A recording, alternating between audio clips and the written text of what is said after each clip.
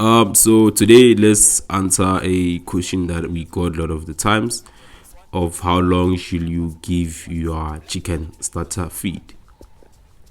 So for me, a bag of starter, I normally buy it around 435 rand, and then that one bag of starter, it will feed 100 chicks from day 1 until day 14. So I feed my chicken starter for 14 days. So the first 14 days of my chicks come into the house, we give them starter feed until they turn 2 weeks.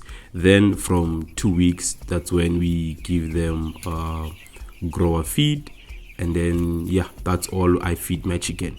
But in the previous cycles, I've been feeding them starter for the first 14 days, which is 2 weeks. Then after that, I feed them grower for the second 2 weeks, and then the last 2 weeks of our cycle, then I will feed my chicken finisher.